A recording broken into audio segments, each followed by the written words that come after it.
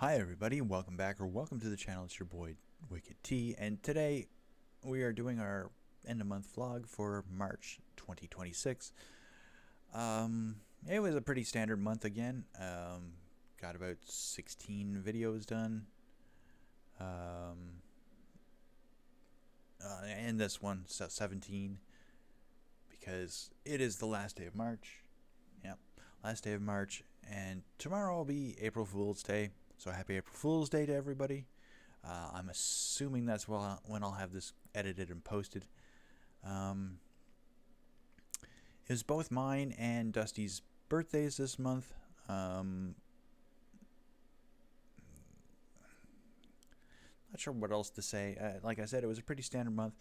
I got a whole box with these gamer stuff on it from my older sister. For my younger sister, I got a new wired controller and a pair of pajama pants. Well, technically I got a $50 gift card from my younger sister and her family, and I bought the controller and the pajama pants, and I stupidly bought the wrong size of pajama pants, and I had to give them to my father. So he's got them now, but I do have had a nice new pair of pajama pants, and I'll probably get a couple more in the right size when I get a chance. But they were really nice, and they were like $12 including shipping and handling, so not bad. But that's it for the month of March. There were a lot of birthdays. My older sister's birthday was this month. Dustee was telling me that every day he was on X, there was at least 6 other VTubers that had birthdays this month. So yeah, there were a lot of birthdays this month that we saw. But I'm going to put Dustee's archaeology review in now, and I'll catch you after that. Hi everybody, welcome back or welcome to the channel. It's your boy Dustee. Today we're doing the March 2026 archaeology review. It's actually the last day of March, the 31st. We kind of pushed this off till the very last minute, like we used to do in high school and college and university. We're very, very bad at doing stuff. We need somebody to organize our schedules for us. But the first thing we have is wine and frankincense identified in Roman incense burner, Zurich, Switzerland. According to Gizmodo, a Gizmodo report, analysis of residue samples taken from an incense burner previously unearthed in near Pompeii has identified an offering used in ancient Rome. Let's see, what else was there that was interesting. The terracotta censer, decorated with an applique of reclining women, came from a domestic shrine at a rural villa in northern Pompeii. The women may have been intended to represent a deceased person or who was venerated with the burning of incense. Residue in phytoliths,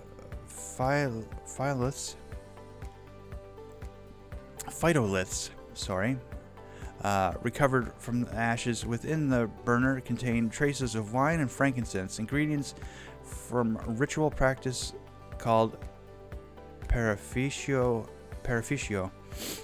intended to invite the gods to bless the proceedings. So as you can see, here is the altar. Here's the original placement of the incense burner, and here is a close-up of the incense burner. Now, this looks like the woman reclining, and these are probably attendants or something. And there's the ashes at the bottom. So, wine and frankincense were found in this dish, or the residue of them were found in that dish, which is quite interesting,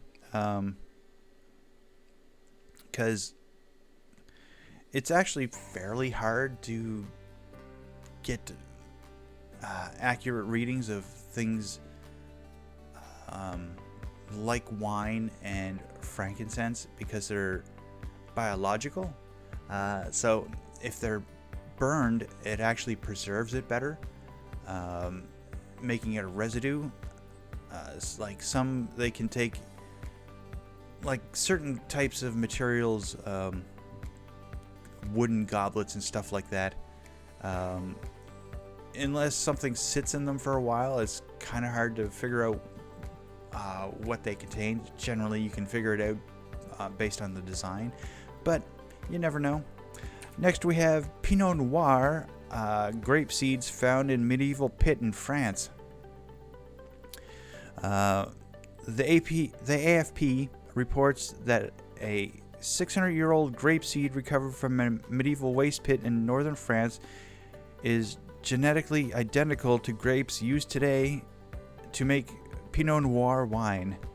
A team of researchers led by whoever from the French National Center of Scientific Research sequenced the genome of 54 grape seeds dating to 23 BCE, or 2300 BCE. Sorry, I missed some zeros. The oldest grapes in the study were found to have to come from wild vines. The scientists determined that early farmers began using clonal propagation techniques as early as 625 to 500 BCE, when domesticated grapevines were grown in the south of France, in southern France. So here you see what was recovered from the pit. Besides the decomposition from being buried, the soil actually preserved some of this stuff. As you can see, it's not terribly well preserved, but it's not bad. And these are modern Pinot Noir grapes from the same area, I believe, is what the article said. So it's cool that they can find that these are direct descendants of or direct ancestors of these guys. That's amazing. And I'd like to dedicate this section of our archaeology review to Pastoroni Ravioli from the Van House crew, because apparently she likes a good Pinot Noir. And if you go by some of the Make It Meme videos they've put out, she drinks a lot of wine. Next we have 17th century barrels found in Norway. According to a ZME science report, 3 oak barrels were discovered during a water and sewage system project in the center of Skien in southeastern Norway. The 17th century barrels were surrounded by a lime deposit, which helped to preserve them, and the large wooden rammer used by the builders. So I'm assuming the wooden rammer is this stuff over here, probably this, and these are the 4 barrels. And limestone, maybe that's the rammer, I'm not sure. Compacted limestone was found in the bottom of the barrels, and demolition debris was found on top of them. Slacked lime, an ingredient in mortar, was probably stored here. Okay, so that's why. Workers may have buried the barrels to keep the lime chemically stable to prevent it from freezing during the winter. Oh, interesting. I didn't know you could store lime that way. That's pretty cool. So as you can see, they are in situ. This is the limestone deposit they were found in. There seems to be a lot of wood down here. Maybe this was some sort of basement or just a storage area for them. That would be kind of cool. But yeah, I thought that was interesting because I did not know you could store lime like that at all. Next we have Altar and offerings discovered near ancient Toltec capital.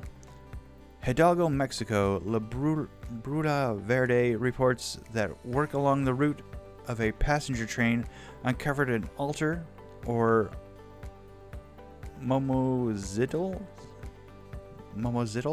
in central Mexico near the site of Tula, the ancient Toltec capital. This is dated between 900 and 1150 CE.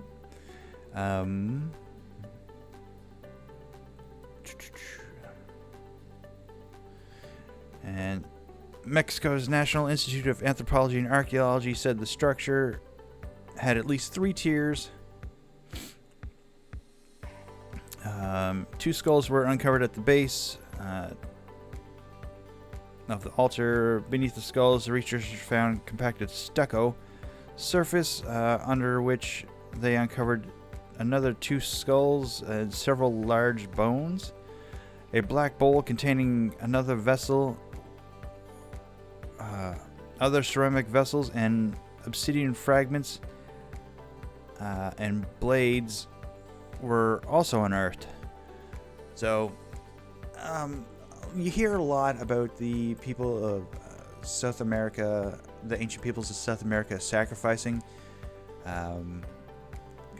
prisoners of war and things of that nature. But it's very seldom that I hear about actual remains being found at these sites. Like most of the time, they're ritualistically deposited somewhere else. There's a place in, I think it's Brazil. It could be Peru. I can't remember. Where they, after making their offerings to their gods, they deposited the remains in a watery pit. Just dropped them right off the edge into the water. So it's a little strange to find the actual remains at the altar. But as you can see, there's the skulls. These 2 are higher up in the dig. So there's a couple large bones, and it looks like 2 more skulls lower in the dig. So 4 skulls in total, several large bones, plus ceramics and several other pieces. So this is the altar with all the remains, and this is just a zoomed in picture of the remains. So I thought that was pretty cool, because like I said, most of the time they're ritualistically deposited elsewhere, not left at the altar as far as I can tell. But so it's kind of cool to see them at the altar. Alright, next we have 2,000-year-old hoard in northern England contains possible wagon parts. According to Phys.org report, a team of researchers led by Sophia Adams of the British Museum and Jamie Armstrong of Durham University have examined more than 950 objects recovered from 2 separate hoards discovered by metal detectorists near the site of a known Iron Age power center in northern England. The artifacts have been dated to the 1st century BCE and the early 1st century CE. It appears to represent about 300 whole objects that have been deliberately dismantled, damaged, and placed in ditches. Research suggests that most of the artifacts were parts of at least 7 different 4-wheeled wagons, such as iron tires and brackets, linchpins, yoke fittings, kingpins for steering the wagon, bolts, rain rings, and coral and glass decoration. So in this pile, you see the whole thing, the whole conglomerate of metals, dirt, rust, everything holding it together. This is a close-up of this part right here, and I believe they said this was a metal fastening for, I think they said it was for the rigging for the horses from the wagon. Okay, I can't quite remember. I should have wrote that down. That's my bad. And most of this stuff show. I missed a spot. The hoards also contained a cauldron and other vessels, spears, an iron mirror, box components, a shield boss, edge bindings, metal pieces of copper alloy. Although human remains have not been found, the signs of burning and melting, the lack of wear on the harness fittings, and the presence of feasting vessels suggests that the items may have been related to funerary rituals. So there were no remains found with these. They were just found in a ditch. But apparently some of it was burned and melted. I can't quite tell what it looks like inside, but clearly it's some sort of conglomerate of metals. To me, it looks mostly like rust, but like I said, I can't examine inside. That would be where you would see burning. The outside would rust differently if it was burned as well. So I'm not sure about that part, but yeah, it is pretty cool. Next we have cannonball dated to the Battle of the Alamo. According to a KVUE report, an intact bronze cannonball unearthed at the Alamo, a Spanish mission built in the 18th century, was fired during the Texas Revolution and the 13-day siege of the fort in 1836. The projectile was found beneath about 3 feet of earth near the Alamo Church. The cannonball is thought to have been fired by the Mexican Army, which reclaimed the Alamo under the leadership of President General Antonio Lopez de Santa Anna. Excavations at the site during the past have also uncovered 4 exploded shot fragments. So this is the intact cannonball. What did they say? Copper?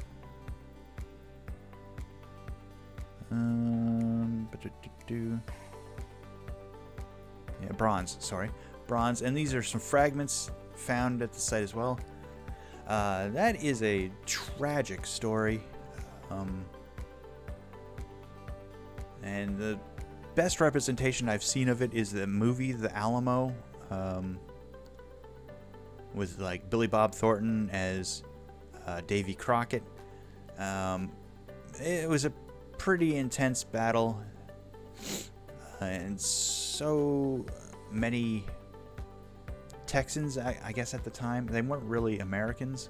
The Texans at the time lost their lives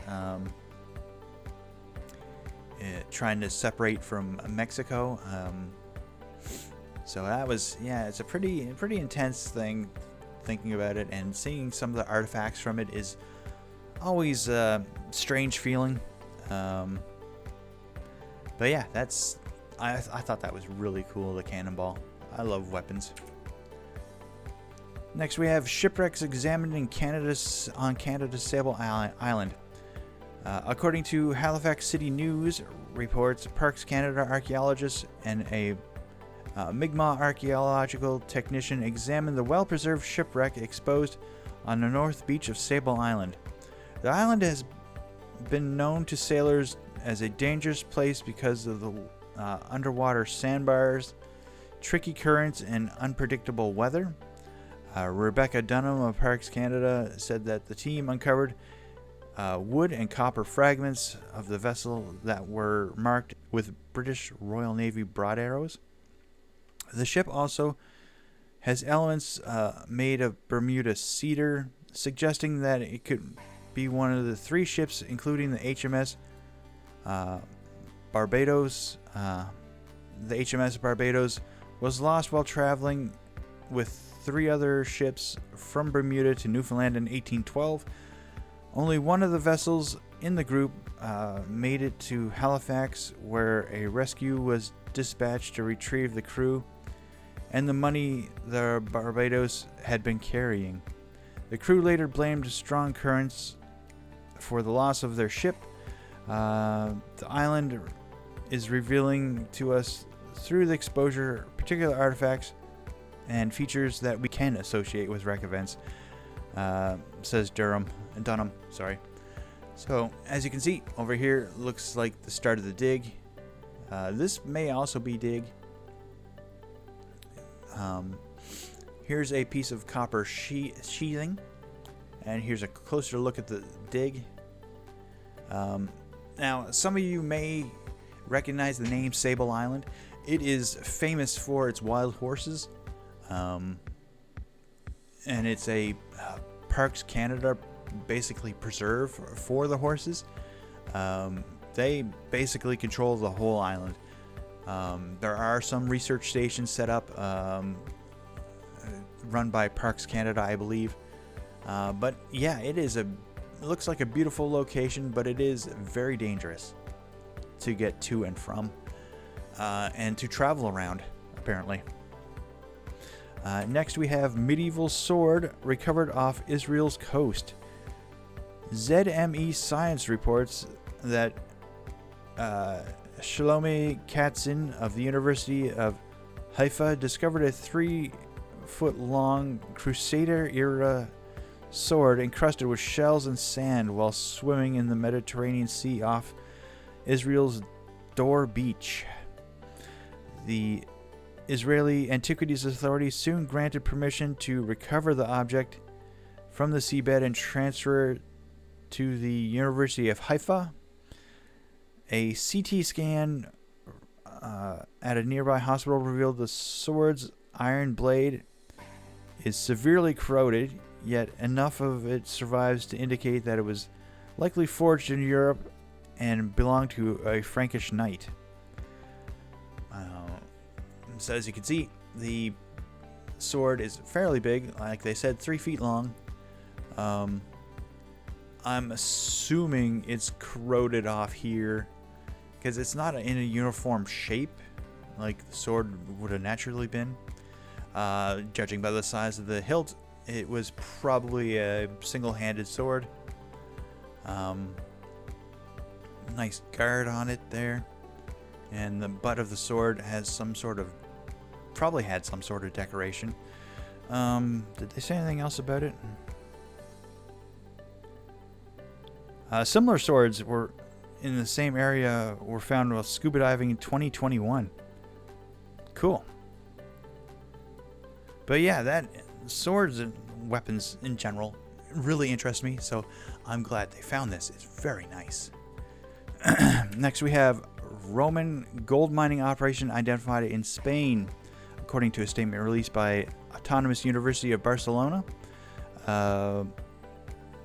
The Romans extracted gold from the alluvial deposits in eastern Pyrenees using optically stimulated luminescence dating techniques. The UAB, or the Autonomous University of Barcelona, and members of the University of A Coruña dated 2 samples of file from the remains of the ancient hydraulic structure on the Segre River to the 3rd and 4th century CE. The researchers explained that the Roman miners would have eroded the gold deposits from the riverbank with water and then washed them either by channeling water through the sediment or by flooding the sediment with pressurized water to extract the gold. Oh, so this was a waterway at one point, and so they used the water to extract the gold from the sedimentary deposits. That's pretty cool. The mining operation was likely supported by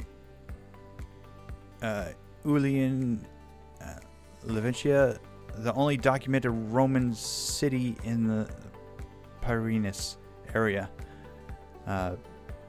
located about 6 miles away. So that's pretty cool.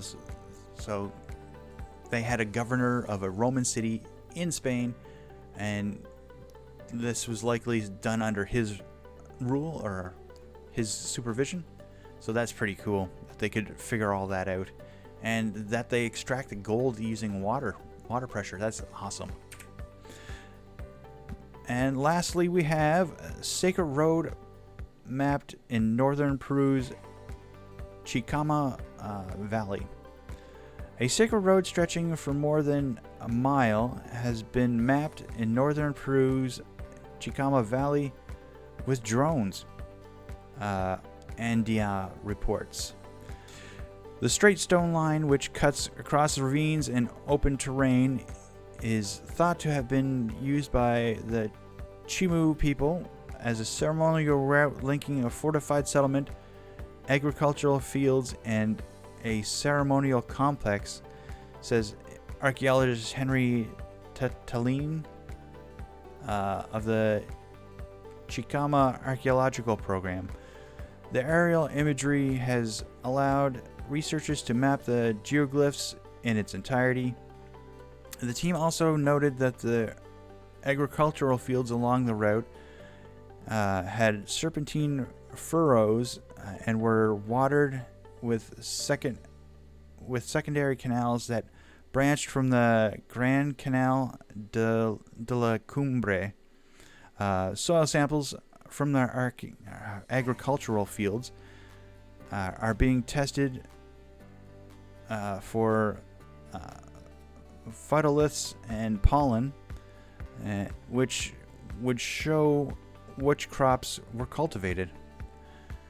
So, as you can see, here's an aerial photo. This one's a little closer, and you can see that trail, or is it this trail? I'm not sure which one it is.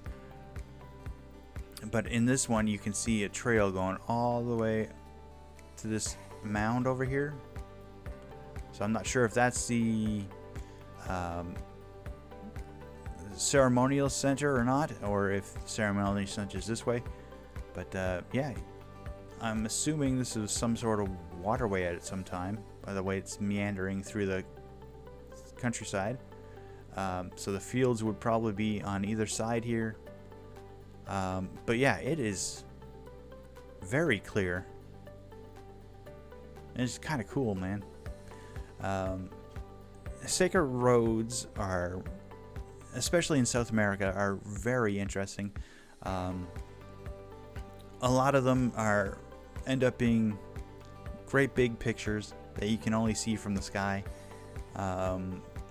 So they're kind of cool. And how they made them is very interesting, and a lot of it's still up for debate, although I believe people just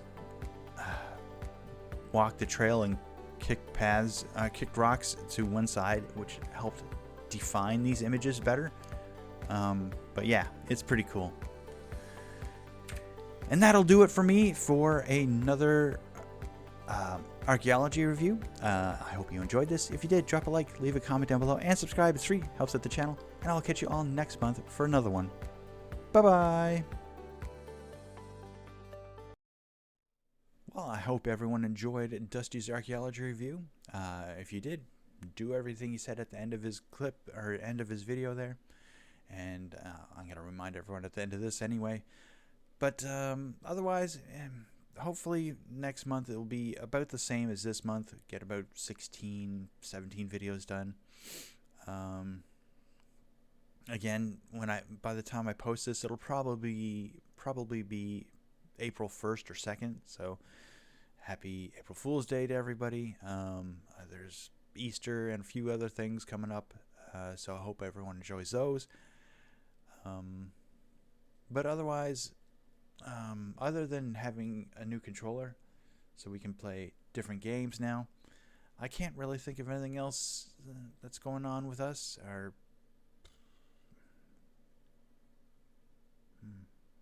No, not really anything else. I've applied for several jobs in the last couple weeks. Dustee's applied for a couple, but just not getting anything back.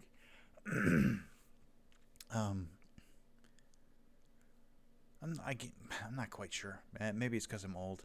I should have started YouTube a while ago.